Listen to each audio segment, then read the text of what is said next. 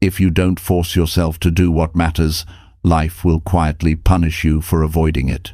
This isn't just a catchy phrase, it's real. It's happening right now to millions of people who know what's important but still don't do it. They wake up, get lost in tasks that feel urgent, reply to things that don't matter, and scroll through hours of distraction. Then the day ends, and they wonder why they feel behind, tired, and stuck. That feeling, that silent pressure building inside, is life responding to what you're avoiding. This chapter is not about being perfect, it's about being honest. Honest enough to admit that you've been putting off the very things that would change your life. Honest enough to say that comfort has cost you progress, and strong enough to choose action from this moment on. If you're done making excuses, if you're ready to focus only on what will truly move your life forward, then keep listening. This could be the moment that changes your direction completely. Chapter 1. Force your mind to do what you keep delaying. You know what separates the people who build something meaningful in their life from those who keep wishing for it. It's not talent, it's not luck, and it's not opportunity. It's the ability to force yourself to do what you keep delaying. Every person has something they've been putting off. Maybe it's a dream they talk about.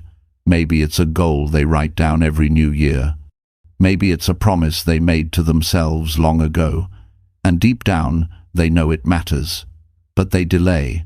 They wait for the right time, the right mood, the right moment. And that moment never comes. The truth is, your mind will never give you permission to do what's uncomfortable. Your mind wants comfort. It wants safety. It wants routine. But comfort never built a strong person. Comfort never created a leader. Comfort never shaped a life worth remembering. You have to take control of your own thoughts before they take control of your time. When you catch yourself saying, "I'll do it later," that's the very moment you must move, because later becomes never. The problem is not that people don't know what to do. Most people know exactly what they should do. The problem is, they don't feel like doing it. They wait for inspiration. They wait for motivation. But waiting is a trap. The people who win in life don't wait to feel ready. They build the habit of acting before the feeling comes.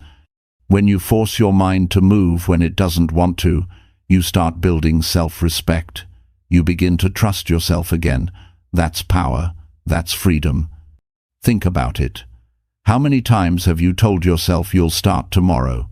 How many times have you promised that next week will be different? Every delay weakens your belief in yourself.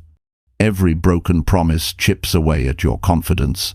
But every time you take action, even when it's small, you rebuild that belief. You tell your mind, "I'm in charge here." That's how transformation begins. Not in big moments, but in small decisions when no one is watching. When you delay something important, you create mental weight. It sits on your mind all day. You can't relax. You can't enjoy anything fully. Because in the back of your mind, you know there's something you should be doing. That's the cost of procrastination. It steals your peace before it steals your success. You can't rest peacefully when you know you're living below your potential. The only cure is action. Start the thing you've been avoiding. Send that message. Write that plan. Take that step. Forcing yourself doesn't mean being harsh or cruel to yourself. It means being honest. It means saying, "I may not want to do this right now, but I'll do it because my future deserves it." It's a mature decision. It's not about feelings. It's about priorities. When you live by feelings, life controls you. When you live by priorities, you control life. I've seen people with incredible dreams never move an inch because they waited for motivation. Motivation is unreliable. It's like the wind, it changes direction every day. Discipline is stable. It doesn't depend on how you feel. It depends on who you decide to be. When you act with discipline, You're teaching your mind a new pattern, to move when it's time to move, not when it feels good. Imagine waking up and doing what you know is important before your mind has time to argue. That's how winners think. They don't negotiate with their excuses. They don't wait for inspiration. They understand that the work they avoid today becomes the regret they carry tomorrow. Forcing yourself today is how you earn pride tomorrow. When you start forcing yourself, something powerful happens inside you. You realize that your thoughts are not your master, they're your tools. You can feel tired and still act. You can feel uncertain and still try. You can feel fear and still move forward. That's the essence of real growth. It's not about removing fear or doubt. It's about acting in spite of them. Every human has two voices. One says, "Do it later." The other says, "Do it now." The voice you listen to becomes your life. If you obey the voice of comfort, you'll build a comfortable life, but never a meaningful one. If you obey the voice of strength, you'll build a life that feels alive. Every day, you choose which voice gets stronger. The mind gets trained by repetition. The more you act quickly, the easier it becomes to act quickly again.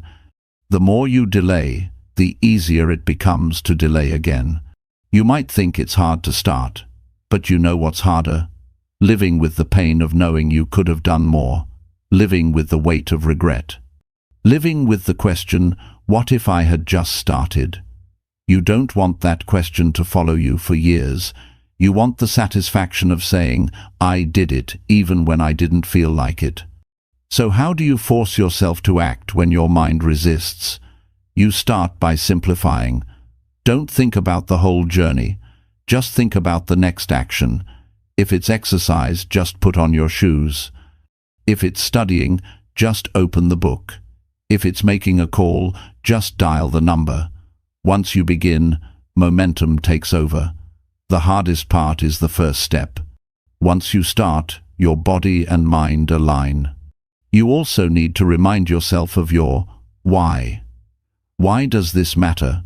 What are you fighting for? What will your life look like if you stay the same? When you connect your task to a real reason, it gains emotional power. You stop seeing it as a chore and start seeing it as a choice that builds your future. Discipline isn't built overnight. It's built daily, through repetition. Every time you force yourself to act, you strengthen your willpower. It's like training a muscle. The first time is hard, the second time is easier, and soon it becomes your nature. You'll reach a point where doing the hard thing feels normal, and avoiding it feels uncomfortable. That's the turning point. That's when you know you've changed. People often ask why some individuals seem unstoppable. It's not because they enjoy hard work more. It's because they've trained themselves to stop listening to excuses. They've learned that comfort is the enemy of progress. They've accepted that pain is temporary, but pride is permanent. They don't need motivation, they need results. And results come only from consistent action. You can't think your way into discipline. You have to act your way into it. Action rewires your brain faster than any thought. Every time you move forward when it's difficult, you're carving a new path in your mind that says, I follow through. You're teaching yourself to be reliable. That reliability becomes your strength. It builds trust not just in others' eyes, but in your own.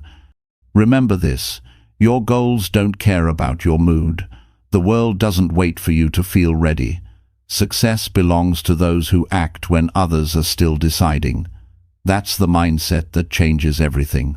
You stop being a dreamer and become a doer. You stop talking about your future and start building it. You must realize that delay is a thief.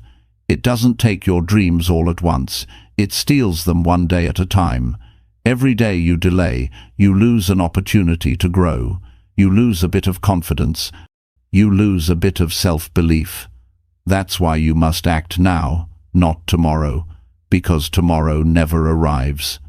When you force yourself to act, you also start controlling your emotions better. You become less reactive. You start feeling more grounded. You stop being a prisoner of your impulses. That's the kind of control that gives peace. Real peace doesn't come from comfort, it comes from mastery. When you know you can rely on yourself, you stop fearing challenges. You might feel resistance. That's normal. Everyone does. Resistance is just the mind trying to protect you from effort. But effort is not your enemy, it's your way to freedom. Every bit of effort you put in pays you back in confidence and clarity. Think of your life like this. Every day, you have a few important things to do that move you forward. Everything else is noise. Most people fill their days with noise because it's easy. You must become different. You must choose the important over the easy. That's how you rise above average. Start by choosing one thing you've been delaying and do it today. Don't wait until you feel like it. Don't negotiate, just do it. Feel the discomfort and move anyway. When you finish, notice how your mind changes. You'll feel lighter, clearer, stronger. That feeling is proof that you're growing. You don't have to fix your entire life overnight. You just have to take control of one small decision at a time. Every time you do what's important instead of what's easy, you're creating a new identity. You're becoming someone who follows through, someone who doesn't need to be pushed, someone who leads themselves. In the end, life rewards people who act. Not the smartest, not the luckiest, but the ones who move when it's hard. The ones who push past the noise and do what matters. That's who you must become. The kind of person who doesn't wait for perfect conditions. The kind who acts because they understand that time is life, and wasting time is wasting yourself. So force your mind to do what you keep delaying. Do it because your future self is watching. Do it because every step forward counts. Do it because you deserve the life that action brings. The strength you want, the success you want, the peace you want, they all begin the moment you stop delaying and start doing. That moment is now. Chapter 2. Focus only on actions that truly change your life.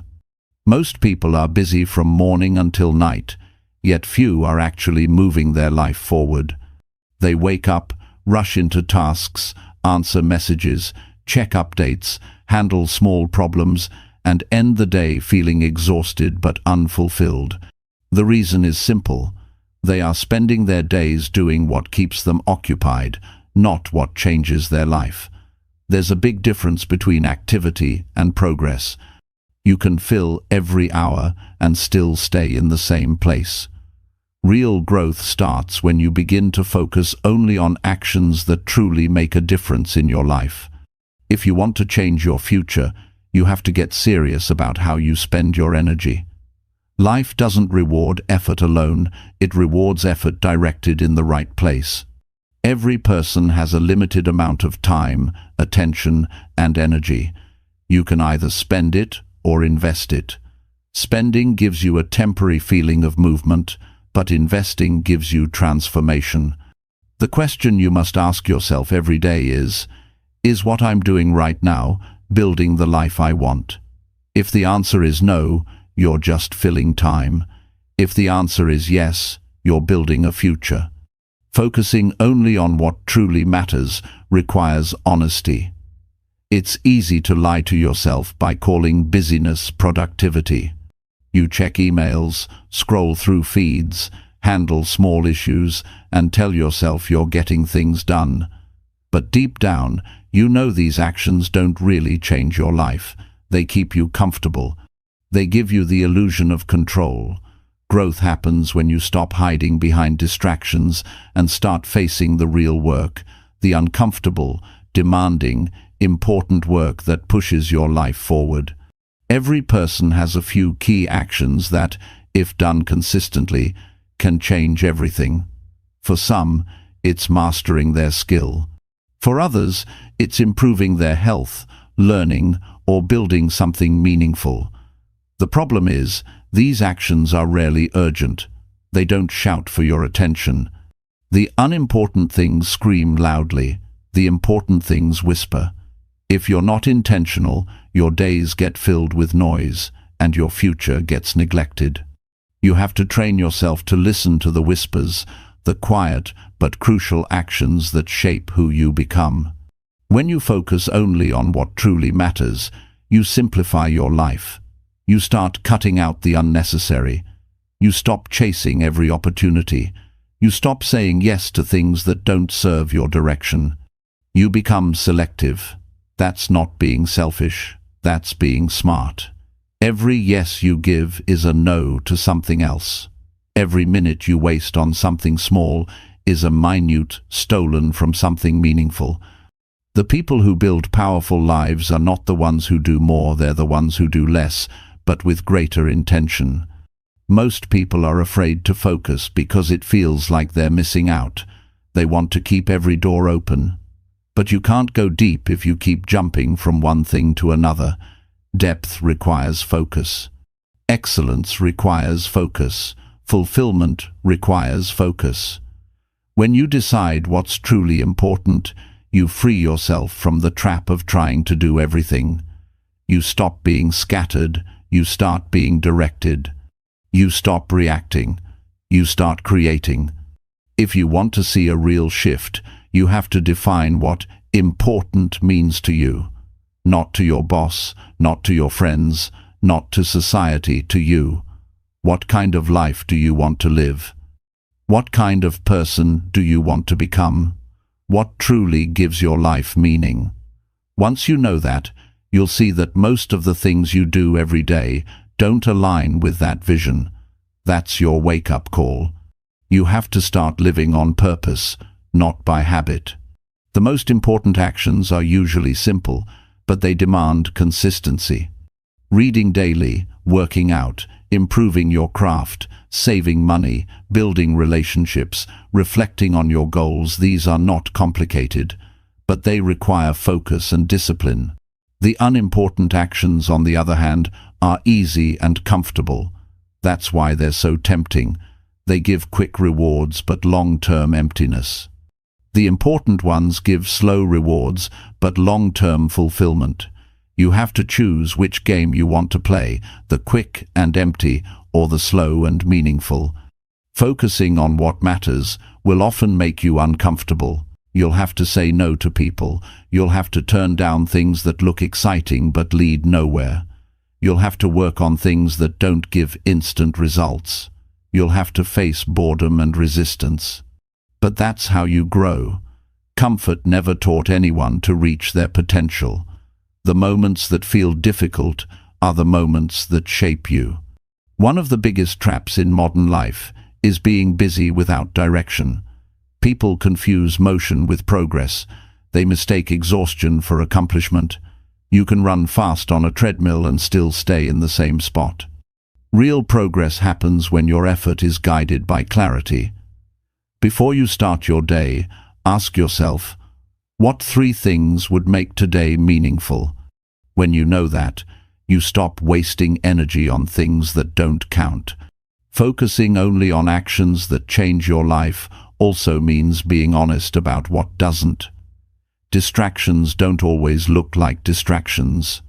Sometimes they look like good opportunities, social obligations, or harmless habits.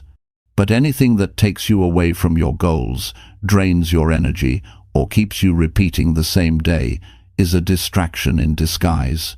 You don't owe your time to everything that asks for it. You owe it to what moves your life forward. When you start saying no to what doesn't matter, something amazing happens. You gain time, energy, and peace.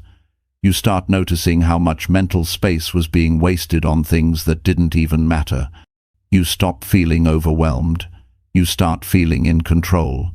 You realize that most of your stress came not from doing too much, but from doing too many things that didn't align with your real priorities. Every person who achieves something meaningful has learned this lesson. The price of greatness is focus. You can't improve 10 things at once. You can't chase every idea. You must choose a few vital actions and give them your full attention. You don't need more hours, you need fewer distractions. Success isn't about speed, it's about direction. You can go fast in the wrong direction and end up nowhere. Focus gives your effort purpose. Many people think they need motivation, but what they actually need is clarity. When you know exactly what matters, you don't need to be pushed, you're pulled by purpose. When your mind is clear, decisions become simple. You don't waste time debating with yourself. You know what to do, and you do it. That's how momentum builds. Clarity gives you power. To live with focus, you have to regularly check where your time is going. Track your days for a week. Look honestly at how much time you spend on what truly matters. You might be shocked. Most people spend more time consuming than creating, more time reacting than acting, more time planning than doing. Awareness is the first step toward change. Once you see where your time goes, you can start taking it back. Building a focused life doesn't happen in one big decision, it happens in small daily choices. Choosing to start your morning with your priorities, not your phone. Choosing to work on your goals before you deal with distractions. Choosing to think before saying yes. Choosing to end your day by reviewing what actually mattered. Every choice strengthens your focus or weakens it. There's no neutral ground. Some people avoid focus because they fear missing out. But what they don't see is that they're missing out already on growth, peace, and mastery. When you focus, you don't miss out. You level up. You start seeing results that scattered people never see. You stop chasing everything and start building something real. That's when your life starts feeling aligned. You'll notice something else too. When you focus on what truly matters, you attract better people and better opportunities. When your life has direction, others notice. People respect clarity. It's rare. It's magnetic. When you're scattered, you draw confusion. When you're focused, you draw strength. That's why clarity is not just a personal tool, it's a social advantage. But staying focused requires courage. The world will always pull you toward distraction. You'll always have reasons to delay. You'll always have noise around you. You can't eliminate it all, but you can choose what gets your attention. That choice is power. Every time you ignore the unimportant and choose the important, you're shaping your destiny. It's that simple, and it's that difficult. One of the most powerful questions you can ask yourself each day is, what will truly matter 1 year from now? When you answer that question honestly, you realize most of what you worry about won't even be relevant. The arguments, the small tasks, the minor details, they fade. The important things stay. Focus on those. Focusing on what matters also teaches patience. Important actions take time to show results. You might not see change immediately, but every focused effort compounds. Just because you can't see progress today doesn't mean it's not happening. Every time you stay consistent, you're building strength inside you. Over time, that strength becomes visible. That's how real growth happens, quietly, slowly, but powerfully. You must learn to measure your life, not by how much you do, but by how much what you do matters. You could spend a year being busy and end up with little to show for it. Or you could spend that same year focused and transform your future completely. It's not the hours, it's the intention behind them. The difference between an average life and an extraordinary one is not talent, it's focus. Every time you focus on what truly matters, you're saying yes to your best self. You're proving that you care enough to protect your time, your energy, and your potential. You're creating a life that's directed by purpose, not reaction. You're teaching yourself to think long-term, to act with awareness, to live with strength. That's how people build lasting fulfillment, not by doing more, but by doing what matters most. So take a moment to reflect on your life right now. What are you giving your time to that doesn't deserve it? What are the few actions that, if you gave them your full focus, could change everything for you? You already know the answer. Deep down, you know what's truly important. The challenge is to give those things the attention they deserve. Starting today, choose focus. Choose to act only on what changes your life. Ignore what's easy. Ignore what's popular. Ignore what's urgent but meaningless. Direct your energy where it counts. Protect it, like your life depends on it, because it does. Your future is built by what you focus on today. Make sure it's worth it. Chapter 3. Discipline yourself to finish the work that matters. Discipline is the bridge between starting something and finishing it. Most people can start. Starting feels exciting. It feels new. It gives you a burst of energy and hope. But few people finish what they start. They lose focus when the excitement fades. They slow down when the work becomes repetitive. They stop when progress feels invisible. Discipline is what separates those who dream from those who achieve. It's not about how fast you begin. It's about whether you finish the work that truly matters. Finishing what matters requires you to build strength in your mind. Not physical strength, but mental steadiness. The ability to keep going when the feeling of motivation disappears. Discipline means doing it not because it feels good, but because it's the right thing to do. It's staying on track when no one is watching, when no one is clapping, and when no one even knows what you're working on. Discipline is the quiet power that turns ordinary effort into extraordinary results. The truth is, every meaningful goal will test your patience. There will be days when nothing seems to move forward. Days when progress feels invisible. Those are the moments where discipline either carries you or you collapse. You have to train yourself to stay consistent even when it feels pointless. Because the truth is, small progress still counts. Slow movement is still movement. Every step you take builds the foundation for the next one. The finish line doesn't need to be visible for you to keep walking. Most people give up not because they can't succeed, but because they can't stay patient. They want results now. They want recognition now. They want everything to happen quickly, but nothing meaningful happens fast. Growth takes time. Building something valuable takes consistency. Discipline means you keep showing up day after day even when it's boring. It means you stay focused when distractions scream for your attention. It means you keep your promises to yourself even when no one would blame you for quitting. To finish the work that matters, you have to understand that your feelings are not always your friend. Your mind will tell you to stop when things get uncomfortable. It will say you're too tired, too busy, or not ready. But your feelings are temporary. Your goals are permanent. If you let your emotions decide your actions, you'll live in circles. Discipline means you choose logic over emotion. You decide what must be done, and then do it regardless of how you feel. The greatest form of self-respect is doing what you said you would do. Every time you quit halfway, you weaken that trust with yourself. But every time you finish something important, no matter how small, you strengthen it. That self-trust becomes your inner power. When you say, "I'll do it," and you actually do, you start believing in your own word again. That's when your confidence grows, not from compliments, but from consistency. Finishing is hard because it requires endurance. It requires you to face the middle part of any journey, the part where excitement fades and the end feels far.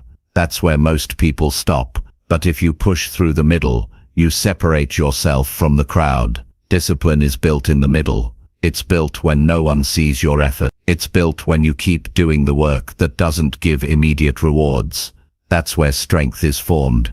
When you work on something that matters, you'll face resistance. Resistance can come as self-doubt, boredom, or distraction. Sometimes it comes as other people who don't understand what you're doing. You have to remember why you started. You have to remind yourself that every meaningful goal requires struggle. The struggle is not a sign to stop. It's a sign you're doing something important. Discipline doesn't mean you don't get tired. It means you keep going even when you're tired. It means you rest when necessary, but you don't quit. It means you stop treating your goals like wishes and start treating them like responsibilities. You don't wait for the perfect mood. You build habits that move you forward even when life isn't convenient. You can't depend on willpower forever. Willpower is like a spark. It fades quickly. Discipline is the structure that keeps the fire burning. You build discipline through systems, not just desire. You create a routine that protects your focus. You plan your day around your priorities, not around distractions. You make your work automatic. You remove unnecessary decisions. The more structured your environment, the easier it becomes to stay disciplined. Finishing what matters is not about intensity, it's about consistency. You don't need to work harder for one day, you need to keep working every day. Intensity burns fast. Consistency builds slow strength. It's better to do something small daily than to burn out after a burst of motivation. Discipline means you understand that steady effort beats explosive effort every time. You'll also have to accept that finishing what matters often means being misunderstood. People may not see your vision. They might question why you're working so hard on something that doesn't yet show results. But you don't owe anyone an explanation for your focus. The people who succeed are not the ones who seek approval. They're the ones who stay loyal to their purpose. Discipline grows when you stop negotiating with yourself. Most people lose the battle in their own mind. They make deals with themselves. I'll skip it today and start tomorrow. But every time you do that, you teach your mind that your excuses are stronger than your commitments. The moment you stop making deals and start following through, your life begins to change. Every goal has a price, and the price is discipline. You have to trade comfort for progress. You have to trade instant pleasure for long-term satisfaction. The work that matters is not always fun.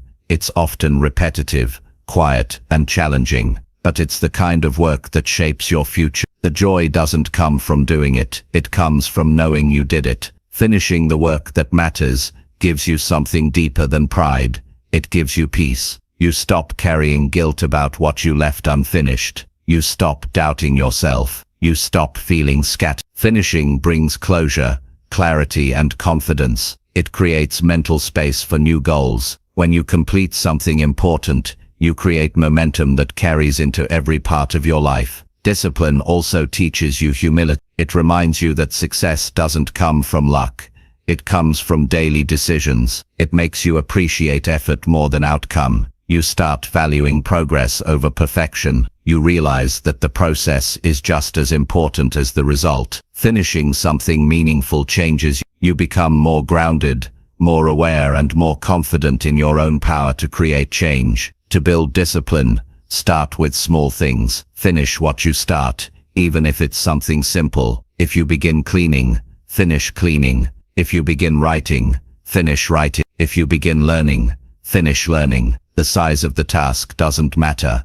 What matters is the pattern you build. You're teaching your brain that when you begin, you finish. That's how you rewire your mind for completion. Discipline is also about managing your environment. You can't stay focused if your surroundings pull you away. Keep your space clean. Remove temptations. Limit noise.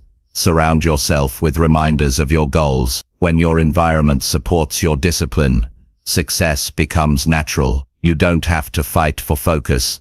You live in it. Some people say discipline feels restrictive, but the truth is, discipline creates freedom. It gives you control over your time, your mind, and your direction. Without discipline, you're controlled by emotions and impulses. With discipline, you choose what matters. You become free from the chaos of indecision. That's real freedom.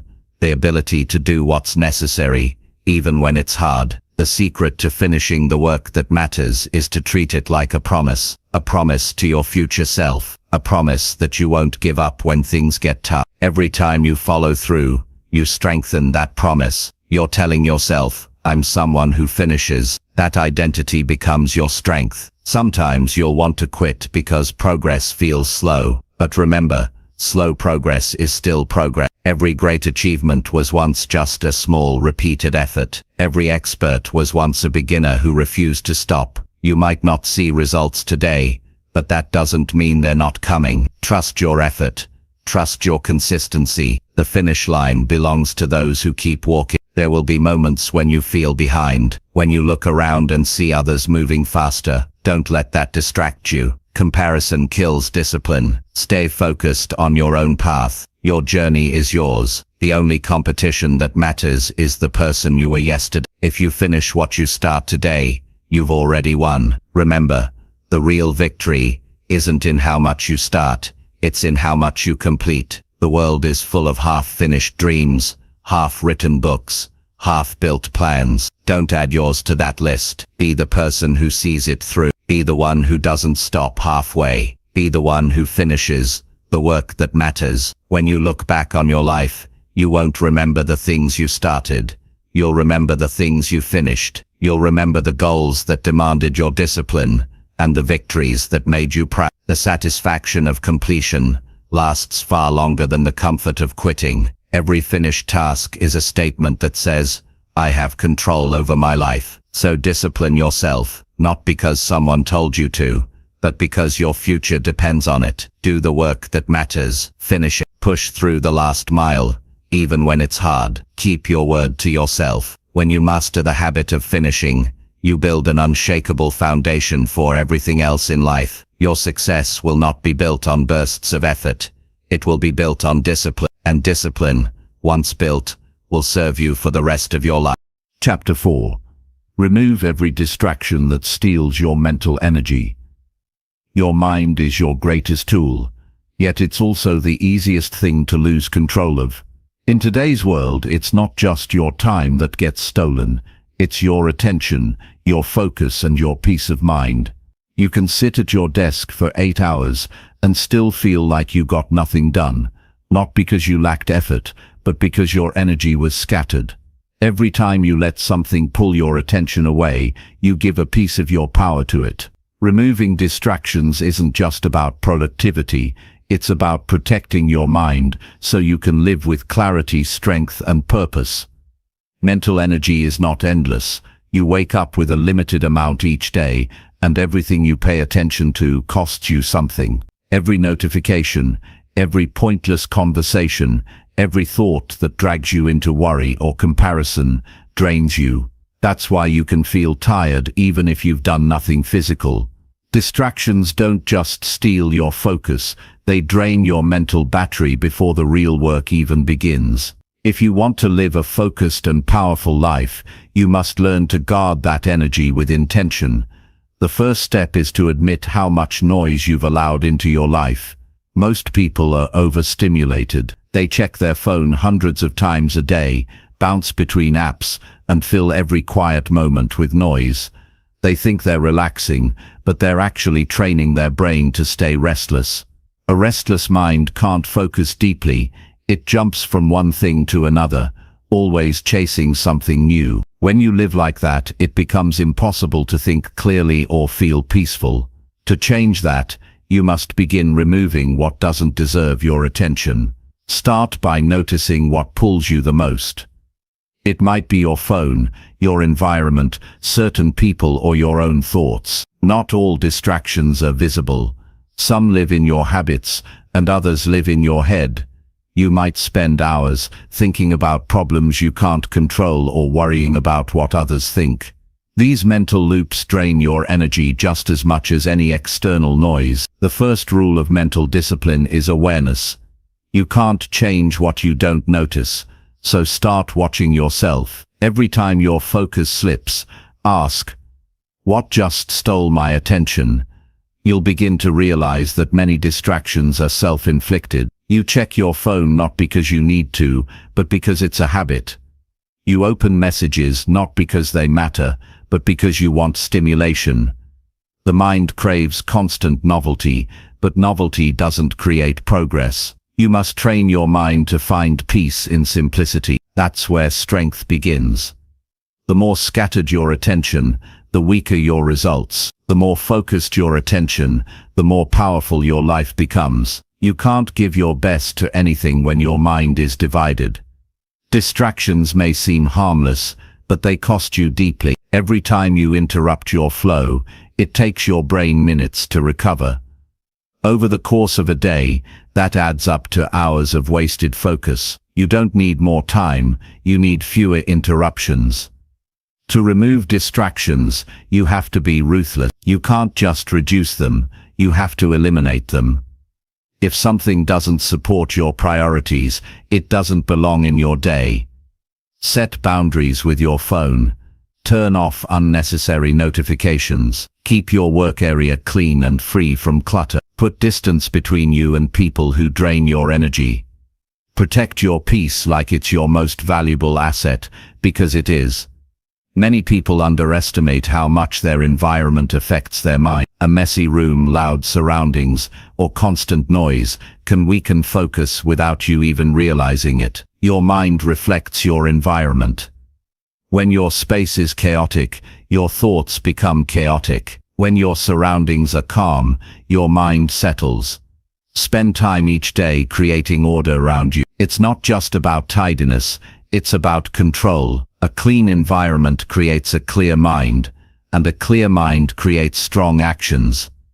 You must also learn to say no. Most distractions come disguised as requests, invitations, or opportunity. People will always ask for your time, and not everything they ask deserves a yes. Every yes to something unimportant is a no to something meaningful. Saying no doesn't make you unkind, it makes you focused. You can't give your energy to everyone and still expect to have any left for your goals. Mental energy also leaks through unnecessary thinking. Worry, regret, overthinking, they drain more strength than any external distraction. You must train your mind to stop feeding thoughts that bring no value. When you catch yourself replaying past mistakes or imagining problems that haven't happened, pause. Ask yourself, does this thought help me? If not, let it go. Protecting your focus is also about mastering your internal dialogue. Distractions are not just a modern problem, they're a test of discipline. The world is filled with noise, and it's not slowing down. Everywhere you look, something wants your attention. The companies, the algorithms, the endless information, they're all designed to keep your mind occupied. The challenge is to live in this world without being controlled by it. You can't escape distractions completely, but you can decide how you respond to them. That decision shapes your life. You don't have to cut yourself off from the world, but you do have to take control of how you engage with it. Decide specific times to check messages or social media. Create boundaries between work and rest. When you work, give your full focus. When you rest, disconnect fully. Most people blur the two. They work while half distracted and relax while feeling guilty. That's why they never feel productive or peaceful. Full presence in each moment is what gives life balance. Your mental energy is like currency. You can spend it on things that build you, or waste it on things that drain you. Before you open your phone, before you start a conversation, before you say yes to something, ask yourself, will this cost me peace, or give me progress? That one question can change your entire day. Most of the time, the answer is obvious. The discipline is in listening to it. When you begin removing distractions, you'll notice how uncomfortable silence feels at first. You'll feel the urge to fill every quiet space with noise. That's because your brain has been addicted to stimulation. But if you sit through that discomfort, you'll find something powerful: clarity. The mind starts organizing itself when you give it space. Ideas surface. Solutions appear. Energy returns. Focus is not something you find, it's something you create by clearing the clutter. It's important to understand that every distraction has an emotional trigger behind it. You don't reach for your phone just because you're curious. You do it because you're avoiding something. Maybe you're avoiding boredom, discomfort, or the feeling of being alone with your thoughts. When you remove distractions, you come face to face with yourself. That's why it's difficult, but it's also where real growth begins. You learn to face what you've been escaping. You learn to be comfortable with stillness. That's maturity.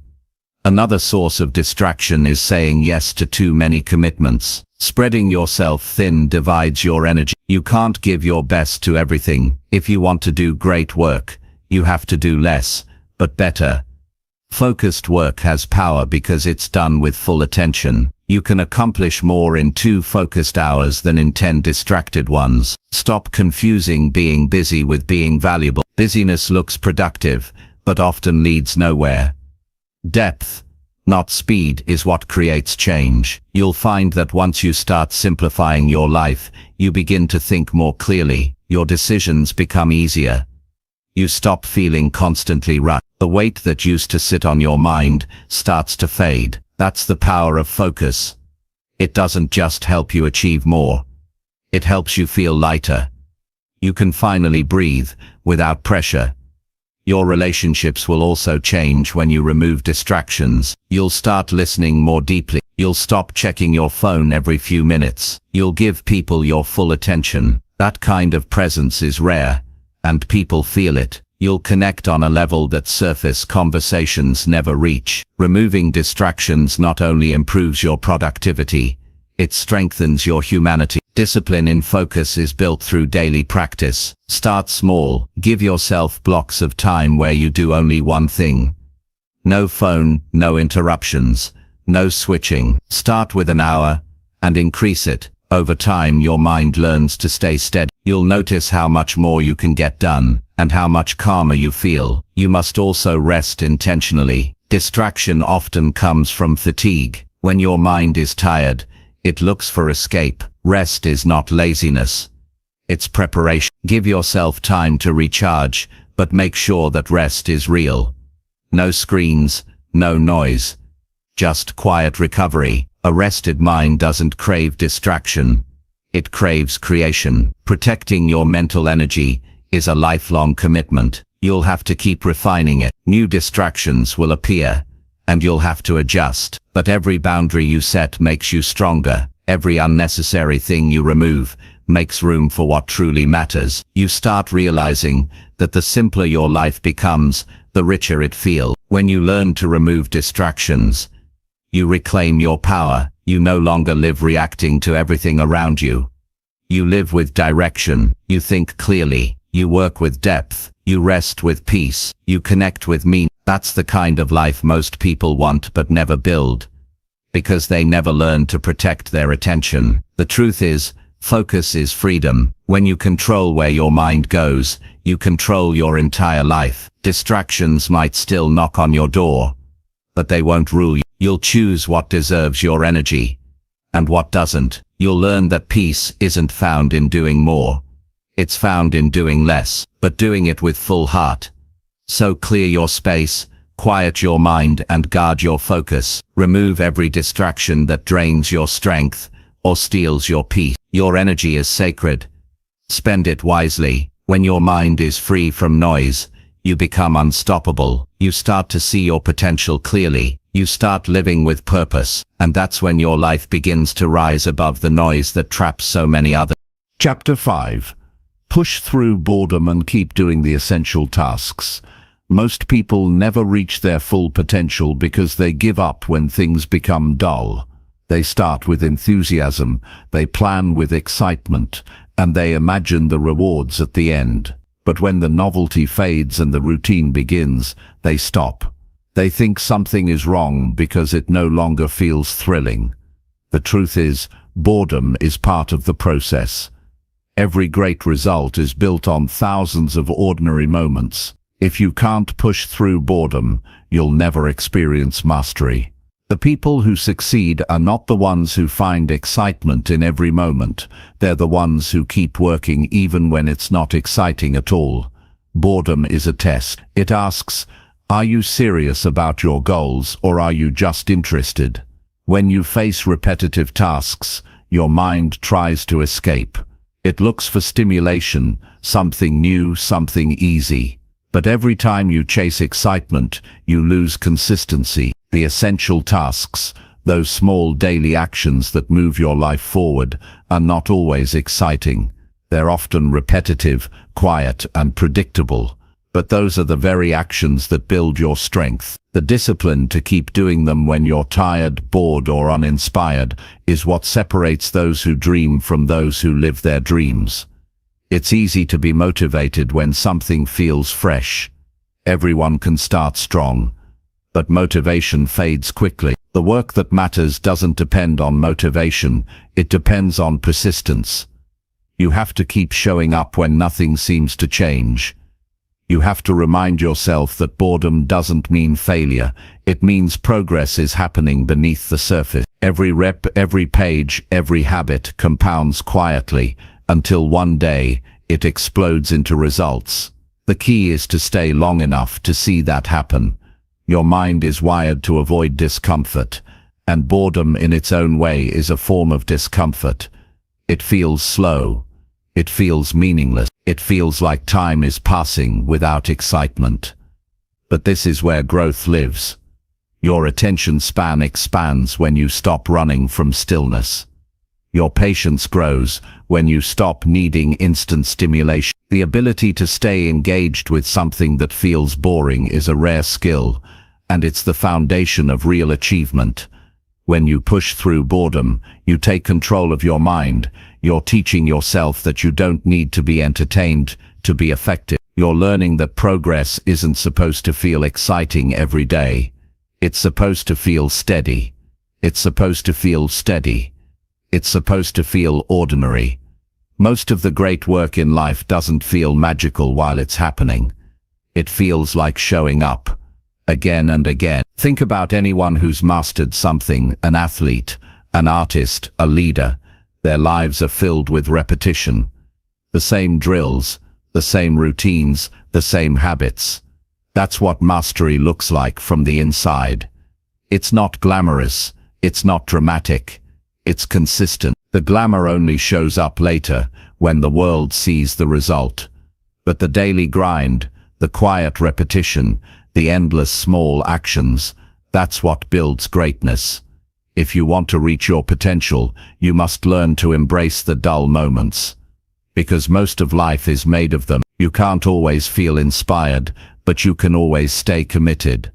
The secret is to redefine how you see boredom. Instead of seeing it as a sign to stop, see it as a sign to stay focused. It's a signal that you're entering a deeper level of discipline. Every time you resist the urge to quit, you strengthen your ability to stay steady. People often chase excitement because they confuse movement with progress. They think switching tasks or starting something new will fix their restlessness. But that only resets the cycle. You feel good for a short while, then boredom returns. The answer isn't to escape, it's to stay. When you stay long enough with one thing, you start to see results that restless people never see. You start to build depth. Depth is what creates meaning, skill, and fulfillment. The essential tasks you have to do every day might not impress anyone. They might not even impress you. But they're the backbone of your progress. They're the foundation of everything bigger you'll build. The workout that feels repetitive still strengthens your body. The writing session that feels uninspired still sharpens your mind. The small act of saving, or studying, or practicing still compounds quietly. The power is not in how exciting the task feels, it's in your ability to do it anyway. One reason people struggle to stay consistent is that they keep waiting for the right feeling. They think they need passion to do the work. But passion often comes after progress, not before it. The more you see results, the more you start enjoying the process. The more consistent you are, the more pride you feel in your effort. That's how motivation works. It follows action, not the other way around. You also have to be careful not to mistake boredom for burnout. Burnout happens when you're overwhelmed or misaligned. Boredom happens when you're doing what's necessary, but not immediately exciting. The solution to burnout is rest. The solution to boredom is persistence. Rest when you're exhausted, but don't confuse stillness with stagnation. Sometimes the best thing you can do for your growth is to simply keep going. Every time you push through boredom, you're building resilience. You're teaching yourself that you can handle monotony without losing focus. That's a powerful skill, because life is full of repetitive seasons. Raising a family, building a business, maintaining health, these things are made of routines. The people who thrive are those who don't need constant excitement to stay committed. They understand that consistency creates results, and results create meaning. Your relationship with boredom says a lot about your maturity. Immature minds chase excitement because they need constant validation. Mature minds chase progress because they understand that growth is quiet. The child wants new toys. The adult wants new levels. The difference is depth. When you learn to keep doing the essential work even when it's dull, you're growing in ways most people never will. To manage boredom, you have to set clear intentions. Know why you're doing what you're doing. When your why is strong, your patience grows. If you know the purpose behind your task, boredom loses power over you. You stop focusing on how it feels and start focusing on what it's building. When the vision is clear, repetition becomes meaningful. Every small action becomes a brick in something bigger. You can also break big goals into smaller pieces. Boredom often creeps in when your goals feel too far away. If you can see progress in shorter intervals, your mind stays engaged. Reward yourself for completion, not just excitement. Celebrate discipline, not just passion. That's how you build momentum when feelings fade. You must understand that boredom is not the enemy. Distraction is. Boredom gives you a chance to focus. It gives you space to think. Distraction pulls you away from what matters. When you feel bored, resist the urge to escape into distraction. Stay with it. Let the boredom pass through you. Once it does, you'll find a new level of focus waiting on the other side. The greatest mistake people make is quitting right before momentum builds. The task feels repetitive, the progress feels slow, and they assume nothing is happening. But every effort adds up. The process is working even when you can't see it. The wall only looks flat when you're laying bricks one by one. But one day you'll step back and realize how high you've built it. That's the reward of staying consistent through boredom. Another reason people stop when bored is that they think they're not improving. But growth often happens silently. The skill that feels stuck today may suddenly click next week. The effort that feels invisible today might pay off in ways you can't yet see. Trust the process even when it feels uneventful. Growth is slow because it's deep. The essential tasks in your life, whether they're professional, personal, or emotional, are the ones that sustain your foundation. You can't skip them and expect stability. Like watering a plant, you might not see results every day, but stop for too long and you'll see decline. That's how habits work. Consistency feeds progress. Skipping too many small things creates large setbacks. If you train yourself to stay disciplined through boredom, you'll become unstoppable. Because once you no longer need excitement to act, you become free. Most people depend on emotion to move. You'll depend on decision. Most people quit when it feels dull. You'll keep going. That difference creates unstoppable momentum. You'll also find peace in repetition. There's a rhythm in consistency, a calmness in knowing what must be done and doing it. It removes chaos. It removes indecision. You stop wasting energy thinking, should I do this today? Because the answer is already yes. You simply do it. That mental clarity alone gives you strength. Boredom will still visit you, but you'll no longer see it as a problem. You'll see it as a sign that you're on the right path. You'll know that repetition means you're staying consistent. You'll understand that quiet work is the foundation of great achievements.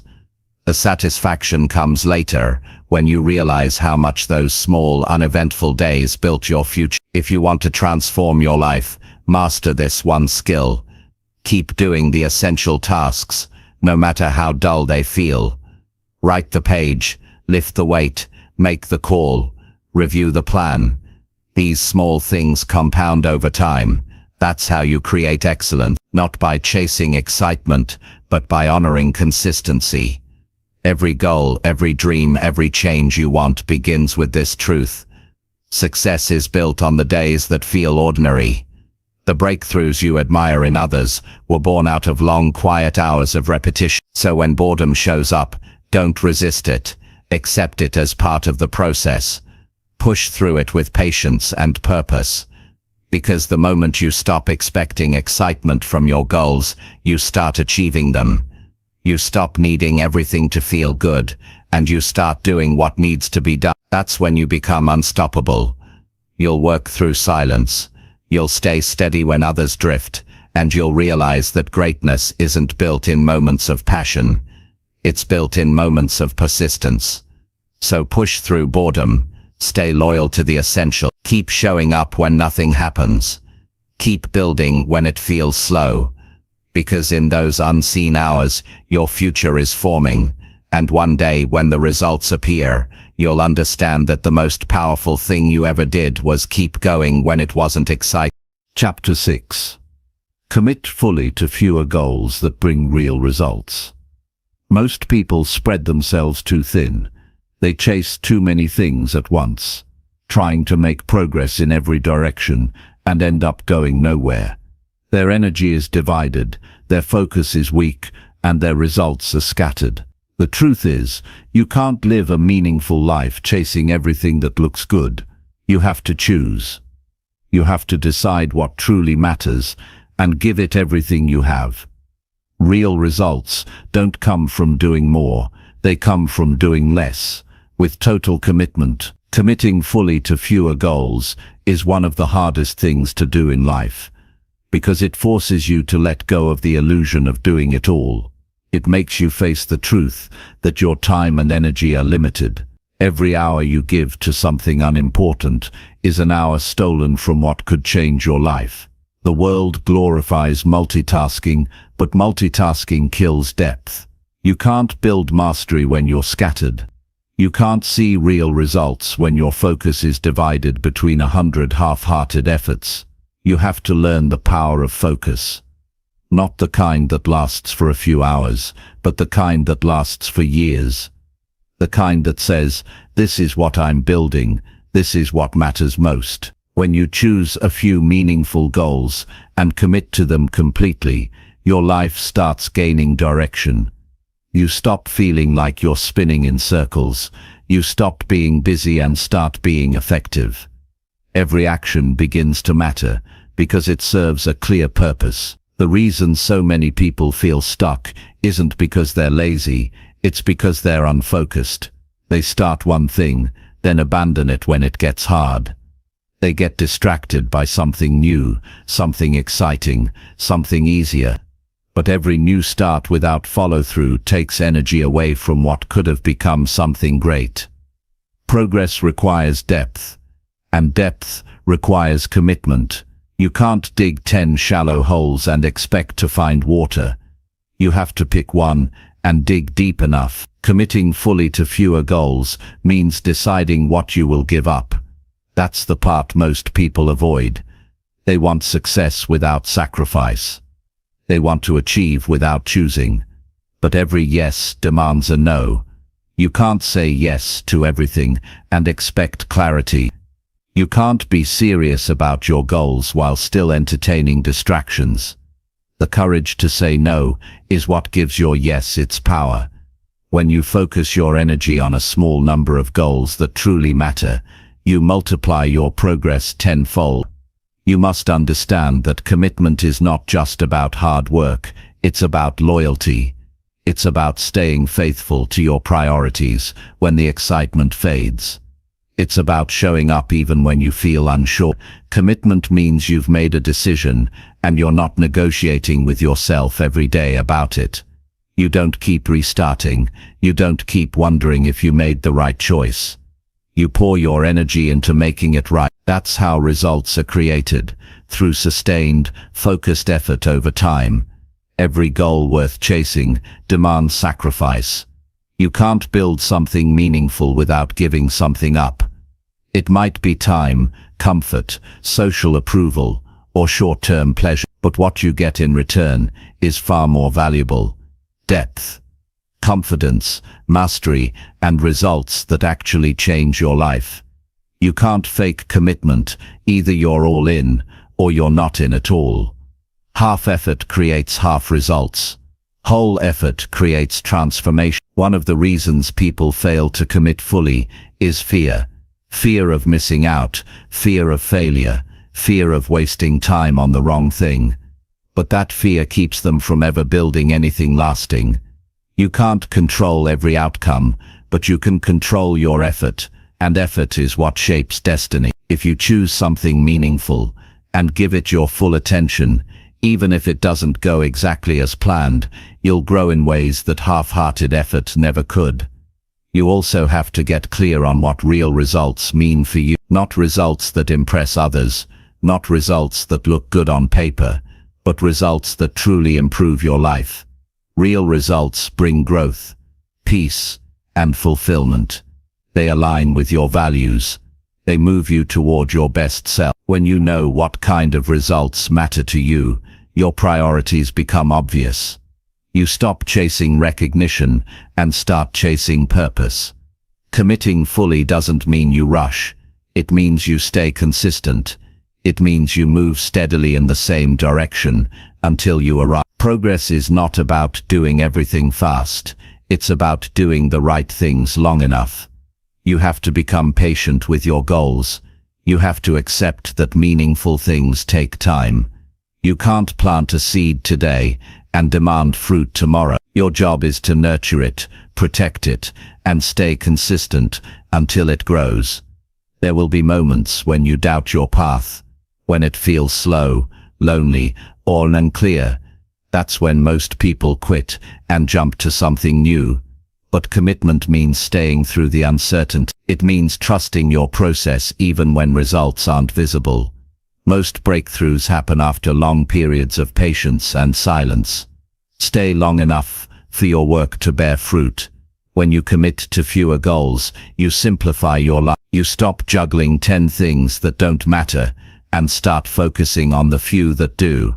That simplicity gives you peace. It gives you clarity. It gives you direction. You stop feeling scattered. You start feeling in control. Simplicity is not weakness. It's strength. It means you know what you want, and you're not afraid to give it your full effort. The danger of having too many goals is that you never give any of them enough time to grow. You keep restarting, rethinking, re-evaluating. Every restart sets you back to the beginning. Success doesn't come from constant rethinking. It comes from consistent doing. Make a decision, commit, and stay with it. You can always adjust along the way, but never abandon the path every time it gets steep. To stay committed, remind yourself often of why you started. Write it down, keep it visible, because your why fuels your discipline. When you forget it, distractions look more appealing. But when you stay connected to your reason, your mind stays anchored. You stop chasing temporary rewards and focus on long-term meaning. You'll find that once you focus on fewer goals, you start doing better work. Your creativity sharpens. Your energy increases. Your mind becomes sharper. When your focus is divided, your work is shallow. When your focus is unified, your work becomes deep and powerful. People note, opportunities open. Life rewards depth. This approach also reduces stress. Trying to balance too many goals creates constant tension because your attention is always split. You're always thinking about what you're not doing instead of being fully present with what you are doing. Fewer goals mean more presence. And presence is what allows you to do your best work. When you fully commit to something, it begins to change you. You develop resilience. You start taking yourself seriously. You stop giving up easily. You start becoming the kind of person who finishes what they start. That shift in identity is powerful. You stop hoping for results. You start expecting them because you know your level of commitment deserves them. Committing fully also teaches you how to say no with confidence. The more focused you are, the easier it becomes to filter out what doesn't fit your priorities. You stop needing to please everyone. You stop chasing every opportunity. You realize that not everything is worth your time, and that clarity brings strength. It gives you control over your life again. Your results will always reflect the level of your commitment. If you give half effort, you'll get half progress. If you go all in, your life will begin to move in powerful ways. There's no shortcut, no secret formula. It's just focus and consistency. Most people underestimate what they can achieve by committing deeply to one thing for a long time. That's where success hides, in the boring, consistent repetition of focused effort. Every day, you have to remind yourself that you're building something that matters. You're not just chasing goals, you're shaping your future. Every action, every small victory, every challenge overcome is a step toward the person you're becoming. That's why commitment matters so much. It doesn't just produce results, it transforms you. Be careful not to confuse busyness with progress. You can fill your days with endless tasks and still go nowhere. The question is not how much you're doing, it's what you're doing. Are your actions connected to your goals? Are they moving you closer to real results? If not, you're wasting energy. Cut out the noise and give your best only to what counts. You don't need a dozen goals to build a meaningful life. You need a few that truly matter, and the discipline to stay with them. Pick what aligns with your deepest values, not what impresses others. Once you choose, go all in. Protect those goals, nurture them, keep them simple but powerful. The beauty of focusing on fewer goals is that it brings peace to your mind. You stop living in constant mental chaos. You know exactly what deserves your attention, and that brings freedom. You no longer feel guilty about what you're not doing, because you know you're giving everything to what matters most. Every successful person you admire didn't get there by doing everything. They got there by doing a few things exceptionally well. They mastered focus. They made hard choices. They gave up distractions. And they stayed committed long after the excitement faded. That's what you must do too. So make the decision today to commit fully to fewer goals that bring real results.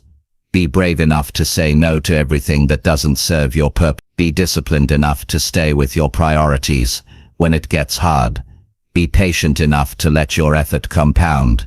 You don't need to do everything, you just need to do what matters, with everything you've got. When you live like that, your days become simpler, your mind becomes stronger, and your results become undeniable.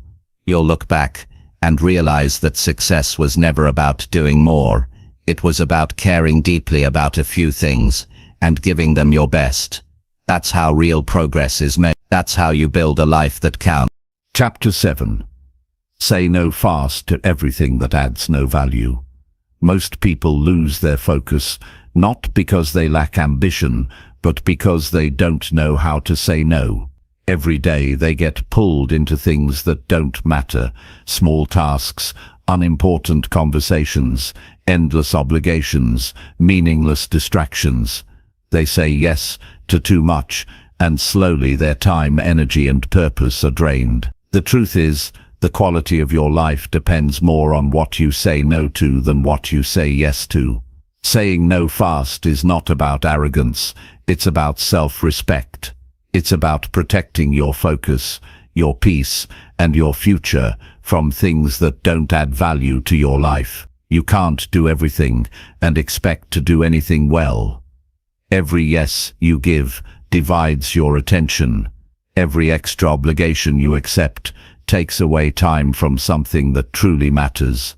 You might think you're being helpful or polite, but what you're really doing is scattering your potential. The world is full of noise and requests, and if you don't set clear boundaries, people will fill your time for you. You have to learn to guard your focus like a treasure, because once it's gone, you can't get it back. Saying no fast is a skill, and like every skill, it takes practice. At first, you'll feel uncomfortable. You'll feel guilty. You'll worry that people will judge you. But over time, you'll realize that saying no quickly and firmly brings peace. It frees your mind. It makes you feel in control. You'll start to see how much unnecessary weight you've been carrying, all because you couldn't turn something down. When you say no to things that don't add value, you make space for things that do. You create room for clarity, creativity, and energy. You start living by intention instead of reaction. Most people live in reaction mode. They respond to everything that comes their way, without thinking about whether it truly matters. But a focused life is a deliberate one. You decide what deserves your time. You decide what deserves your attention. That's how you take control of your destiny. Think about your daily life. How many of your hours are spent doing things you don't actually care about? How many of your tasks are driven by obligation, not purpose? How many of your yes are really just fear of disappointing others? The cost of people-pleasing is enormous. Every time you say yes to something meaningless, you're saying no to your priorities, your growth, and your peace of mind. That's not kindness, that's self-betrayal. You must understand that your time is limited, and that makes it precious. When you treat your time casually, others will too. But when you start protecting it fiercely, people begin to respect it. They'll adjust to your boundaries, because boundaries teach others how to treat you. The people who truly respect you won't be offended by your no. They'll be inspired by it, because a person who knows what matters stands out in a world full of distractions. Saying no fast doesn't mean being cold or rude. It means being clear and honest. It means valuing your goals enough to protect them from what doesn't serve them. You don't have to explain your no. You don't owe anyone a long justification. A simple "that doesn't fit my priorities right now" is enough. You don't have to apologize for living intentionally. You'll notice that the hardest people to say no to are often the ones closest to you. They might not understand your focus at first. They might take it personally. But you're not rejecting them. You're rejecting what drains. If you want to be your best for others, you have to first protect your energy. You can't pour into others if your cup is empty. Learning to say no is an act of self-care, not selfishness. There's another reason people struggle to say no. They overestimate how much they can handle. They think they can balance everything if they just work harder. But time doesn't expand, and energy doesn't multiply when stretched thin. You have to make tough choices. The person who tries to do everything ends up achieving very little. The person who focuses on the essential achieves more with less effort. When you start saying no fast, you'll realize how many things were stealing your energy without you noticing. Some of them might have looked harmless, a quick favor, a casual event, a small task, but collectively, they drain your focus. Distractions often disguise themselves as opportunities. They flatter your ego by making you feel needed or busy. But busyness doesn't equal progress. If it doesn't align with your vision, it's just noise. Before you say yes to anything, pause and ask yourself a simple question. Will this move me closer to the life I want? If the answer is no, decline it. If it doesn't build you, strengthen you, or bring genuine joy, it's not worth your energy. You owe yourself that honesty. You can't keep saying yes to everything and still expect to have time for what truly matters. You also need to learn to say no to your own impulses. Not every idea, plan, or urge deserves your attention. Sometimes your biggest distraction is yourself. You chase new things because they feel exciting, but excitement fades fast. Discipline means saying no to your own restlessness. It means staying focused even when your mind wants to wander. You have to be the guardian of your own attention. The most successful people in any field are not those who do the most. They're the ones who filter the best. They know what to ignore. They protect their time with intensity. They understand that every yes dilutes their power. That's why they're able to go deeper, achieve more, and live with greater peace. You can do the same if you learn to prioritize like them. One of the most powerful realizations you'll have is that not everything that comes your way deserves a response.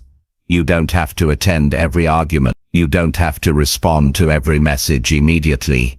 You don't have to fix every problem. The moment you stop reacting to everything, you reclaim your mental clarity. You stop being pulled in 100 directions and start moving in one. Saying no also builds confidence. Each time you protect your boundaries, you remind yourself that you're in control. You stop feeling guilty about prioritizing your goals. You stop seeking validation from others. You start trusting your own judgment. You start valuing peace over approval. That's maturity. That's strength. But to live this way, you must first decide what adds value to your life. What truly matters to you. What brings meaning, progress, and joy. Write it down. Be clear, because when you know what matters, saying no becomes easier. You can measure every decision against your values. If it doesn't align, it doesn't belong. Without clarity, you'll say yes to everything, because you won't know what to protect. There will be people who won't understand your focus. They'll think you've changed. They'll say you've become distant or too serious. But what they don't see is that you're choosing growth over approval. You're no longer living for the comfort of others. You're living for the vision inside you. That shift can feel lonely at first, but it's the price of evolution. You can't rise without letting go of what holds you down. The faster you say no to what doesn't matter, the faster your life aligns with what does. Delayed decisions drain energy. Every time you hesitate, you leave an open loop in your mind. Clarity disappears. But when you decide quickly, your mind relaxes. You free up energy for real progress. Speed matters. Not rushing, but resolving. The longer you carry indecision, the heavier your mind becomes. You'll discover that your peace grows as your yeses shrink. Life becomes lighter. You start doing fewer things with greater purpose. You stop being everywhere and start being fully present where you are. That kind of presence gives life meaning. It turns ordinary days into fulfilling ones because you're finally aligned with your values. You'll also realize that the world doesn't collapse when you say no. The people who truly matter will still be there, though opportunities that are meant for you will still come back. Life rewards clarity, not chaos. When you start living by your priorities, new doors open, doors that fit your direction, not distract from it. It's important to understand that saying no doesn't close your life off, it opens it up. It removes what doesn't belong so what truly matters can grow. It's like clearing a field before planting. Without that space, nothing meaningful can take root. You're not losing opportunities by saying no. You're creating room for better ones. The more you practice saying no fast, the more natural it becomes. You stop overthinking. You stop feeling guilty. You start making decisions with confidence. You'll find that your days feel calmer, your focus sharper, and your energy higher. That's because you're no longer wasting your strength on what doesn't serve you. If you want to live with direction, you have to act with intention. You can't let every demand shape your day. You have to take control. Every yes must serve your highest priorities. Every no must protect them. The goal is not to be busy, it's to be effective. The goal is not to please everyone. It's to live true to yourself. At the end of each day, ask yourself, did I spend my time on what matters? If the answer is no, make changes. Cut the noise. Protect your focus. You only get one life, and it's too short to waste on things that don't bring meaning or value. So start today. Be decisive. Be clear. Say no fast to everything that adds no value. Protect your energy like it's sacred. Guard your attention like it's gold. Because in many ways it is. The person who controls their focus controls their life. And once you master that, nothing can pull you away from what truly matters again. Chapter 8. Take control of your day before it controls you. Every morning, the world starts making demands on you before you even open your eyes. Messages wait on your phone, people need your time, and distractions fight for your attention. If you don't take control of your day from the beginning, it will control you. You'll end up reacting to everything instead of directing anything. You'll feel busy but not productive, tired but not fulfilled. The truth is, life doesn't slow down for anyone. You have to decide whether you'll run your day or let it run you. Taking control of your day begins before it even starts. The way you spend your morning sets the tone for everything that follows. If your first action is to check your phone, you've already surrendered control. The moment you react to someone else's message, you've given away your focus. The goal isn't to do more, it's to start intentionally. A calm, deliberate morning gives you power. It tells your mind, I'm leading today. That single decision changes how you think, work and feel. Most people wake up and fall straight into chaos. They rush, they multitask, they chase tasks without direction. But being busy is not the same as being in control. Control means knowing what matters, starting with purpose, and setting boundaries that protect your focus. It means having a plan for your time, instead of letting time scatter you. Without structure, your day becomes noise. With structure, it becomes progress. Taking charge of your day starts with clarity. You can't manage what you don't define. Ask yourself every morning, what are the 3 things that would make today meaningful? When you answer that honestly, you stop wasting energy on the unimportant. You don't need to do everything, you just need to do the right thing. Most people feel overwhelmed because they treat every task as equal. But not all work deserves your best energy. You have to prioritize what moves your life forward and let go of what just fills time. Your mind is sharpest in the first few hours after waking. That's when you should handle your most important work, the tasks that require focus and creativity. Don't waste that time on trivial activities. Protect it, turn off distractions, build a routine that anchors your mind. The strongest people don't rely on motivation, they rely on system. When your day is structured around your priorities, you don't need to chase motivation, it finds you through momentum. Controlling your day also means controlling your energy. You can't operate at full strength if you drain yourself on meaningless things. Every conversation, every decision, every distraction costs you energy.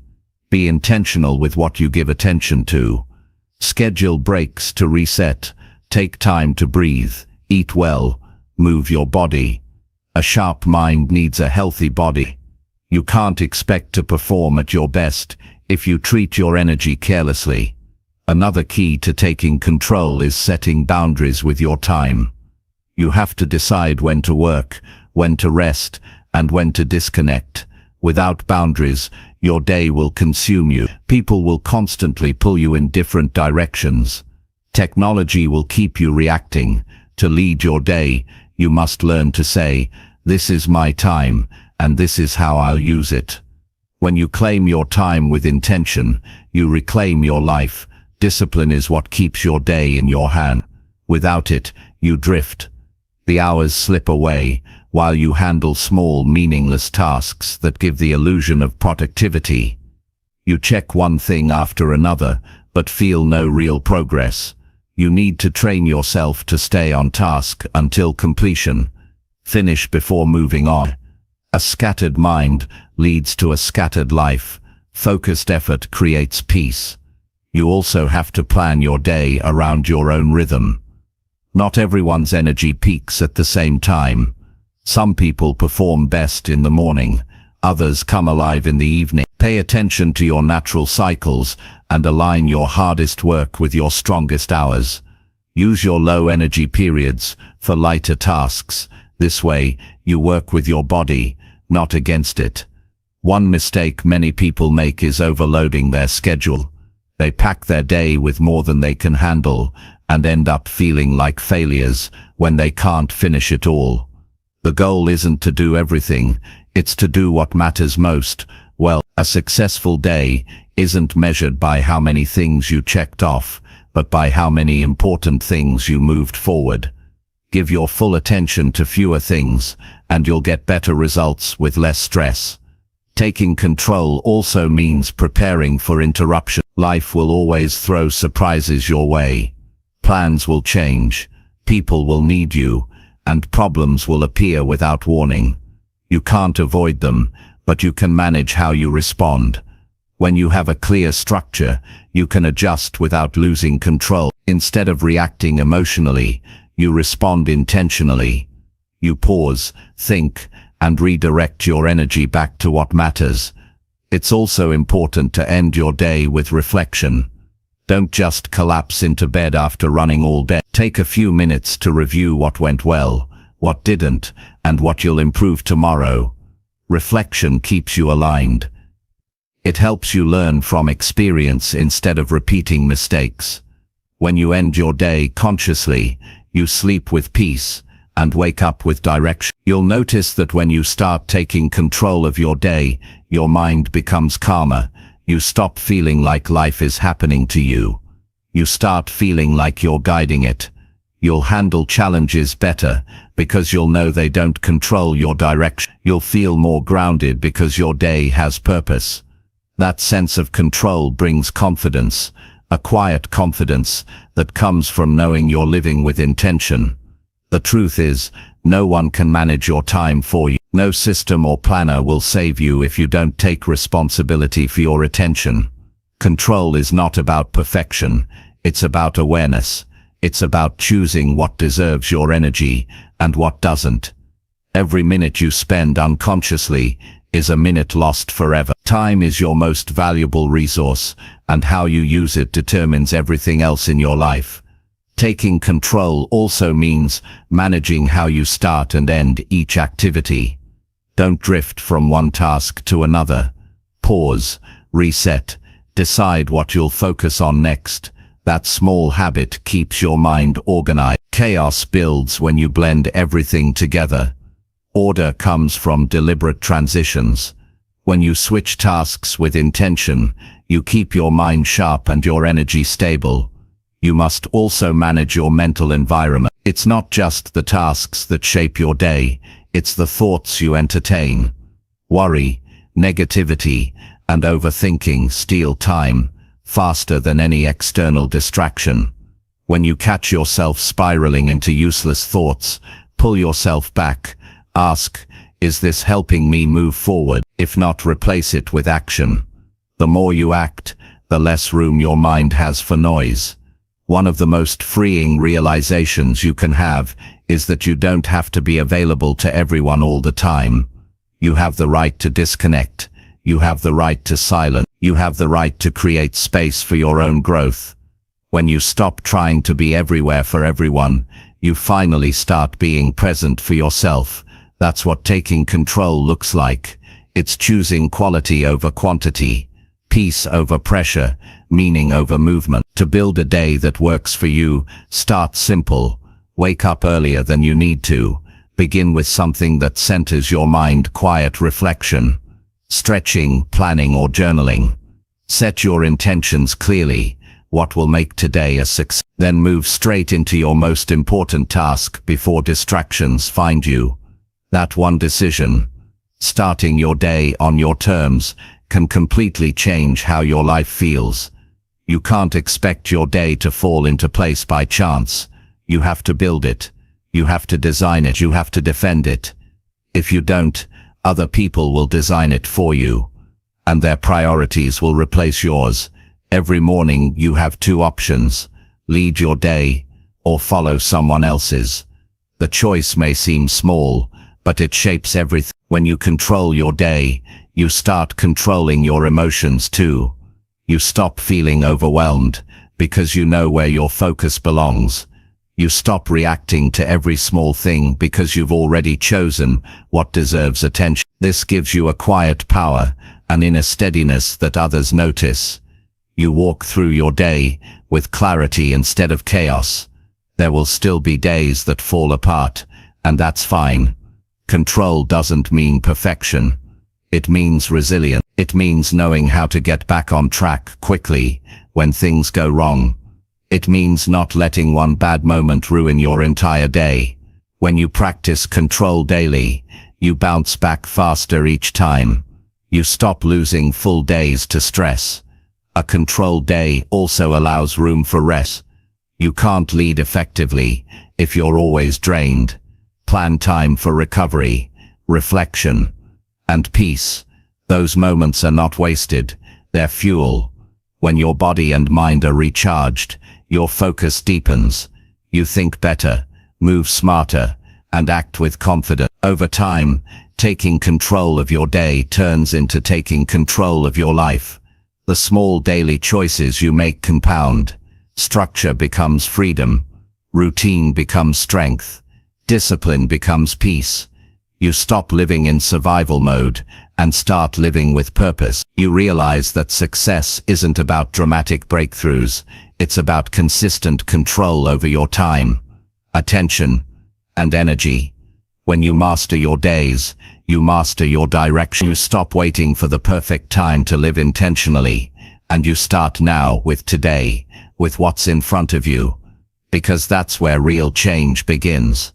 Every morning the world offers you a choice to drift or to direct. Choose to direct. Choose to lead your day before it leads you. Because when you control your day, you control your life, and that's the beginning of every meaningful success you'll ever build. Chapter 9. Build consistency by showing up when it feels hard. There will always be days when you don't feel like doing anything, days when you wake up tired, unmotivated, or mentally heavy, days when the task ahead feels too big, or the progress feels too slow. That's the real test, not how hard you work when you're motivated, but how disciplined you remain when everything inside you wants to quit. Consistency isn't built on inspiration, it's built on commitment. It's what you do when the feelings disappear that defines who you become. Everyone wants results, but very few people want repetition. Everyone wants success, but few want the discipline it demands. The truth is, the gap between average and excellent is made in those ordinary, uncomfortable moments when showing up doesn't feel exciting. The difference isn't talent, it's endurance. It's the ability to keep doing the work when the excitement fades, when progress feels invisible, when no one is watching. That's how consistency is built, through persistence in difficulty, not perfection in motivation. Your mind will always look for an easier path. It's wired to protect you from discomfort. It whispers reasons to delay, to skip, to rest. But comfort never creates growth. You can't build a strong mind by surrendering to your moods. You can't build a powerful life by only acting when it feels good. Growth lives in the moments you don't want to try but do anyway. That's where character is shaped. That's where confidence is earned. Showing up when it feels hard doesn't mean ignoring exhaustion. It means refusing to be controlled by it. You can rest, but you can't retreat. You can slow down, but you can't stop showing up. Progress doesn't demand perfection, it demands presence. Even small effort counts when it's consistent. 1 page written, 1 workout completed, 1 task finished. It all adds up. The magic of consistency is that it compounds quietly. You won't see it at first, but it's working behind the scenes. Think about how the strongest people you know got there. They didn't wait for motivation to strike. They built habits that carried them through their weak days. They didn't make decisions based on how they felt. They made them based on what mattered. That's the mindset you need. You can't rely on emotion to guide your effort. Emotion is temporary. Purpose is permanent. When you anchor your actions in purpose, feelings lose their control over you. Every time you show up when it's hard, you're strengthening something deeper than muscle. You're strengthening your identity. You're proving to yourself that you can be trusted, that you're someone who follows through, that you're not driven by comfort, but by conviction. This kind of self-trust is rare. It's built through small, repeated acts of integrity, doing what you said you'd do even when no one would know if you didn't. That's how inner confidence is born. Consistency doesn't mean perfection. You'll have off days, you'll make mistakes, you'll fall short. But the point is not to never fall. The point is to never stay down. You get back up, again and again, until resilience becomes your nature. You stop viewing obstacles as endings and start seeing them as part of the process. Every failure, every setback, every difficult day teaches you something about endurance. Each one prepares you for bigger challenges ahead. You must also understand that discipline is not a personality trait. It's a practice. It's something you build over time, through repetition. The more you keep your promises to yourself, the easier it becomes to keep them again. The first few times you push through resistance, it feels painful, but soon that resistance becomes familiar. You stop fighting the discomfort and start expecting it. That's when consistency becomes second nature. People often think they need to feel confident before taking action, but confidence is the reward, not the starting point. You don't wait to feel ready. You act and build readiness through action. Every time you show up, even when you're unsure, you gain a little more strength, a little more certainty.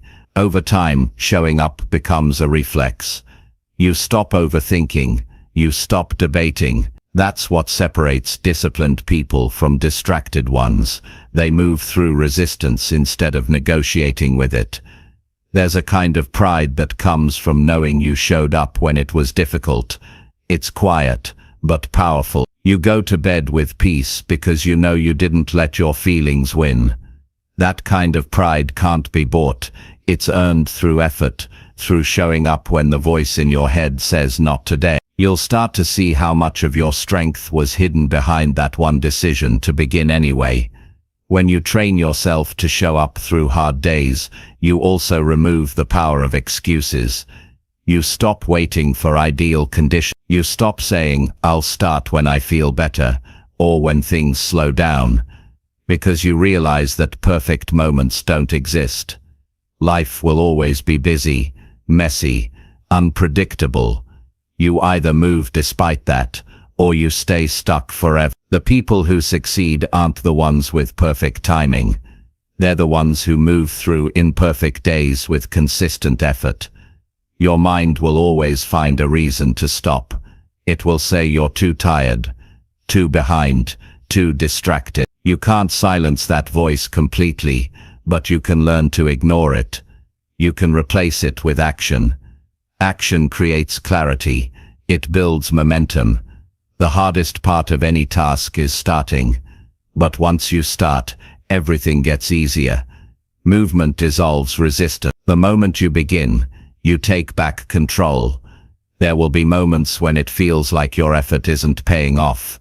You'll work hard and see little visible progress. That's when most people quit right before the breakthrough. The truth is, consistency works slowly, then suddenly. It's invisible until it's undeniable. You'll wake up one day and realize the work you thought wasn't working was building something solid all along. Every small effort was stacking up in silence. When you feel like quitting, remember that emotions are temporary, but consequences are lasting. Giving up might bring momentary relief, but it costs long-term pride. When you push through, the discomfort fades, but the growth remains. That's the trade that discipline offers, temporary effort for lasting progress. You just have to be strong enough to stay long enough. Consistency is also built through structure. If you rely on willpower alone, you'll fail on hard days. You need systems that make showing up automatic. Create routines that eliminate decision fatigue. Prepare your environment so it supports your habit. When you make consistency easy to begin, you'll find it easier to sustain. You don't have to fight every day, just build the structure. once and let it carry you forward. It's also important to reward yourself for consistency, not just results. Results take time, but showing up is immediate. Every day you follow through, acknowledge it. That self-recognition reinforces the behavior. You're not just working toward the goal, you're building the type of person who deserves it. You'll notice that when you start valuing consistency over intensity, everything changes. Most people try to do too much too soon. They go all in for a week and then burn out. But the key is not to do more, it's to do enough every day for a long time. Consistency beats intensity, because consistency lasts. A small effort sustained beats a massive effort abandoned. When you show up through difficulty, you train your mind to associate discomfort with progress instead of avoidance. You start craving that feeling of effort, because you know it's where growth happens. You stop running from hard days and start facing them with strength. You realize that the struggle doesn't block the path, it is the path. There's a certain peace that comes with consistency. You stop questioning whether you'll keep going, because it becomes part of who you are. You don't need motivation because discipline has taken its place. You no longer chase perfection, because progress has become your focus. You learn that consistency is freedom. It frees you from the ups and downs of emotion. You no longer need to feel ready. You just need to begin. Every time you show up when it's hard, you build momentum. Every small effort builds into something stronger. That's how transformation happens, not overnight but through steady effort that accumulates quietly. You don't notice it day by day, but one day you'll look back and realize how far you've come. You'll realize that all those moments of resistance were building you. Showing up is not about the size of the step, it's about taking one. Some days your best will be small, but it still counts. The goal is not perfection, it's consistent. You can't always give 100%, but you can always give something. Even 40% on a hard day is better than nothing, because something builds momentum, and momentum builds success. When you stay consistent through difficulty, you earn something no one can take from you. Self-respect. You know you can rely on yourself. You know you can endure. You know you can handle challenges without collapsing. That's what separates those who make progress from those who stay stuck. The difference is not talent, it's reliability. So when the next hard day comes, don't negotiate with it. Don't wait for the perfect feeling. Don't listen to the voice that says you'll start tomorrow. Just start now. Start tired. Start uncertain. Start uncomfortable. Because starting when it's hard is what makes you strong. Consistency doesn't demand that you love every step. It just demands that you take them. Every single day you show up, you're building something. Discipline, resilience, confidence, and all of that adds up to a powerful truth. Success belongs to those who stay when it's hardest to stay. You can't control how easy the path is, but you can control whether you keep walking. So keep showing up, keep pushing through the resistance, keep moving forward, one hard day at a time, because the effort you give when it's difficult becomes the foundation of everything meaningful you'll ever achieve. The strength you're looking for is already being built inside you. It just needs you to keep showing up long enough to see it grow. Chapter 10. Live intentionally by doing only what truly counts. Living intentionally means waking up every day with clarity about what matters most and having the courage to live according to it. It's not about doing more, it's about doing what counts. Most people fill their lives with motion, not meaning. They run from task to task, rush through their days, and confuse activity with progress. They check boxes, meet deadlines, and stay busy. Yet, deep inside, they feel unfulfilled. That's because being busy is not the same as being purposeful. Living intentionally is about being deliberate with your time, your attention, and your choices. It's about choosing to live on purpose, not by default. The truth is, every day you are writing the story of your life through your actions. Every choice is a sentence, every habit is a paragraph. But if you're not careful, your story can fill with things that don't belong there, distractions, obligations, and routines that add nothing to your growth. Intentional living is about editing that story. It's about removing the unnecessary words, so the message becomes clear. You have to decide what belongs in your life and what doesn't. No one else can do that for you. When you live intentionally, you stop chasing everything that shines. You stop trying to please everyone. You stop filling your schedule with things that look important but aren't. You start asking hard questions like, is this helping me grow? Does this make me proud? Is this aligned with the life I want to build? Those questions cut through the noise. They keep you honest. They force you to stop living on autopilot and start living with awareness. The reason so many people feel lost is because they've never taken the time to define what truly counts. They live by the expectations of others. They follow trends, chase approval, and build lives that look successful on the outside but feel empty on the inside. Intentional living begins when you stop measuring success by what others value and start defining it for yourself. What matters to you may not impress anyone else, and that's fine. True success is living in alignment with your own values, not someone else's checklist. To live intentionally, you must slow down. You have to stop rushing long enough to think. Modern life is loud and fast. You're always connected, always consuming, always comparing. That pace doesn't leave room for reflection. Without reflection, you drift. Intentional living requires moments of quiet where you can ask yourself, what am I really doing this for? Those moments reveal truth. They show you where your energy is going and whether it's being used well. The first step is clarity. You can't live intentionally without knowing what truly counts for you. Write down the things that give your life meaning, your relationships, your growth, your health, your purpose, your peace. Then look at how you actually spend your days. Are your actions aligned with your values? If not, you're living reactively. Every minute spent on what doesn't matter is a minute stolen from what does. Intentional living is about alignment, making sure your actions reflect your priorities. Once you know what counts, the next step is to remove what doesn't. That's the hardest part. Letting go means facing the truth that not everything you do is meaningful. It means cutting out activities, commitments, and even people that no longer align with your direction. It's not about being cold, it's about being conscious. When you stop doing things that drain you, you create space for things that fulfill you.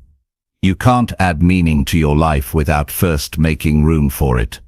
Intentional living also means choosing quality over quantity.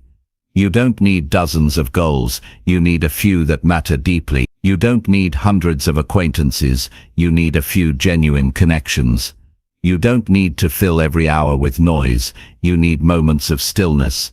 Meaningful living is simple, not because it's easy, but because it's clear. When you strip away what's meaningless, life becomes lighter, sharper, and more peaceful. Every intentional life is built on decisions, not the big dramatic ones, but the small, daily ones. Every day you choose whether to react or to respond, whether to rush or to reflect, whether to chase distractions or to focus on purpose. These small decisions add up. You don't build an intentional life overnight. You build it through consistency, through awareness, through thousands of quiet choices that shape your direction. When you start living intentionally, you'll feel resistance.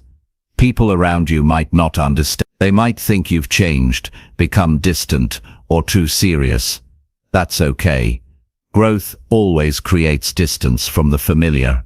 You can't live intentionally and stay controlled by the expectations of others. You have to be willing to disappoint some people to stay true to yourself. Intentional living isn't about being liked, it's about being honest. You must also understand that intentional living is not about perfection. It's not about controlling every minute or eliminating all mistakes. It's about awareness. It's about paying attention to how you live and making adjustments when you drift. There will be days you lose focus. There will be times you fall back into old habits. What matters is noticing it and realigning. Every time you bring yourself back to purpose, you strengthen your direction. Intentional living requires boundaries. Without them, your time will be consumed by everything except what matters. You have to protect your attention from noise. You have to learn to say no without guilt. When you guard your time, you create the freedom to live deeply. Every yes should mean something. Every commitment should reflect your values. Otherwise, you'll fill your life with obligations that leave no room for what truly counts. It's also about mindfulness, being fully present in what you do. Intentional living means showing up with your whole self. If you're working, work deeply. If you're with loved ones, be fully there. If you're resting, rest completely. Half living drains energy. Full presence restores it.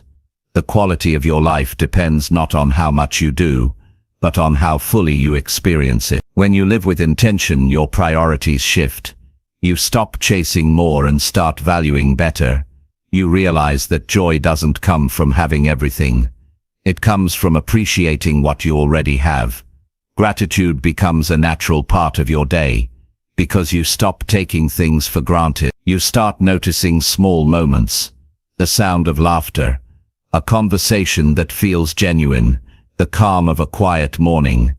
These moments are not interruptions to life, they are life. You'll also find that your stress begins to fade. Much of modern anxiety comes from doing things that don't align with our values. When your actions don't match your priorities, your mind feels unsettled. You're always torn between what you're doing and what you know you should be doing. Alignment brings peace. When your outer life reflects your inner truth, you feel lighter. Living intentionally means setting a vision for your life and aligning your behavior with it. Not just once, but every day. Vision without action is fantasy. Action without vision is chaos. You need both. When you wake up, know where you're going. When you make decisions, ask if they serve that direction. That single filter, does this help me live the life I want, simplifies everything. It removes confusion and brings clarity. An intentional life also values growth over comfort. It's easy to drift into routines that keep you safe but stagnant. But growth requires courage. It asks you to challenge yourself, to take risks, to leave behind what no longer fits. The goal is not to live without challenge. It's to choose challenges that matter. Choose the kind of difficulty that builds you, not the kind that drains you. You'll notice that when you live intentionally, time starts to feel different. You no longer rush through your days. You move with purpose. You start valuing your hours more because you understand they're limited. You stop wasting energy on things that don't bring value. You realize that every day is a trade. You're exchanging time you can never get back for something else. That awareness changes how you live. To live intentionally, you must also let go of comparison. You can't build a meaningful life by measuring it against someone else's. Their path is not yours. Their pace is not yours. Every time you compare, you disconnect from your own direction. Focus on your lane. Build your story. What counts for you might look small to someone else, but if it's aligned with your purpose, it's significant. Intentional living also demands gratitude and patience. Progress will come slowly. Change takes time. But when you're living by purpose, the journey itself becomes fulfilling. You stop rushing toward the future because you find meaning in the present. You stop chasing milestones and start appreciating the process. Every day becomes an opportunity to live in alignment, to grow, to give, to experience life fully. When you live intentionally, you also influence others without trying. People feel the calm and focus that radiate from you. They see that you're not controlled by chaos. You become an example of what peace looks like in a noisy world. You remind others that it's possible to live simply, purposefully, and joyfully, even in a world built on distraction. At its core, intentional living is about ownership. You take full responsibility for your choices, your habits, and your direction. You stop blaming circumstances or other people. You stop waiting for the right time or permission. You realize that you are the author of your life, and that realization is freeing. It gives you back your power. Every day, life will try to pull you in 100 directions, but when you live intentionally, you stay centered. You know what counts, and that clarity becomes your anchor. You don't waste time arguing about small things. You don't chase validation. You focus your energy on growth, peace, and purpose. And when you live this way long enough, you'll start to see what truly matters. It's not the noise, the rush, or the recognition. It's the people you love, the work that fulfills you, the growth that shapes you, the peace that comes from knowing you lived with purpose. That's what counts. So live intentionally. Wake up every morning and decide who you want to be. Choose what truly matters, and let the rest go. Give your time only to what builds your character, strengthens your peace, and serves your future. Because life is too short to live on autopilot. Every day is a chance to live with meaning. Don't waste it doing things that don't count. Live on purpose, and your life will begin to feel like it was always meant to. Clear, powerful, and truly yours.